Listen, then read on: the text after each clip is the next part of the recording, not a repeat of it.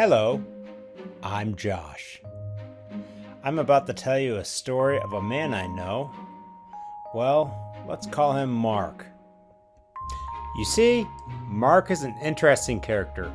He's into women, rock and roll, and used to be into drugs. Mark has held so many jobs. Can you guess how many jobs he's held? Well, I can't. That's how many it's been. Now, Mark is married to Kelsey. They live in the same town, but, well, they live in different homes. Now, Mark has a daughter and a son. Mark doesn't live with his daughter and son. Mark's very happy that way. Mark also goes to events, family functions, and everywhere else with his daughter and son. But he doesn't live with them. It's a very, very interesting relationship that they have. Now let's get started with the story. Here's Mark. I'm Mark. I'm employed, but right now I'm not working. Right now I'm on injury leave. I hurt my hand and I hurt my back, and, well, I have another 6 weeks off. And then, maybe I go back to work if I get cleared. Anyways, let me tell you a little more about myself.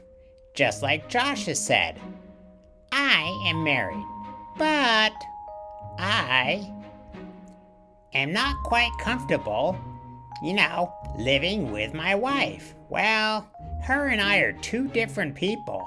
You see, we don't always get along, dude.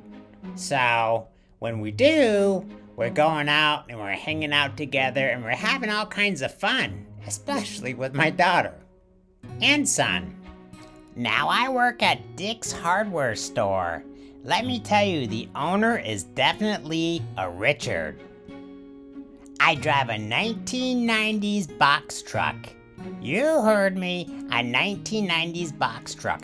I swear the owner gets those trucks from a junkyard and pieces them back the fuck together because I sweat my balls off in the summertime.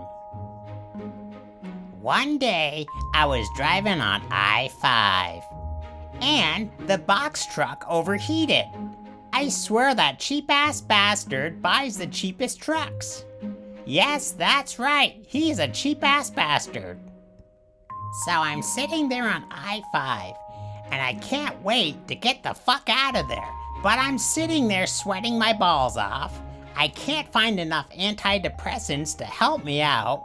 So what do? I just sit there and look at the cars, and I'm losing my temper left and right, and I just want to yell, fuck! Fuck, dude!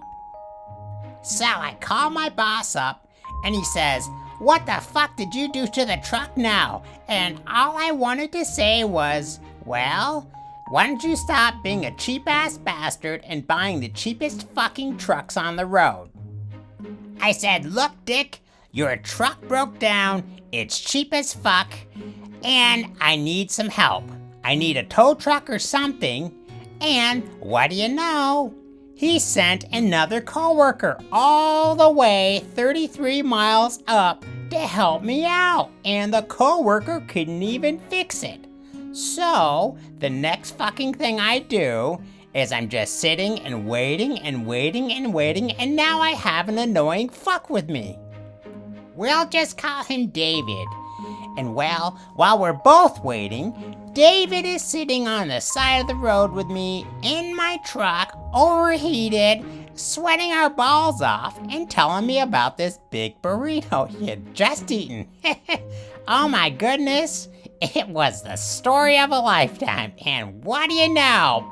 That cabin is worse than oh my god, all he did was just laugh while I wanted to vomit. So, I got out of the truck, went to his truck, which of course has no AC in it, and it's much worse, and it stinks like old dirty rags.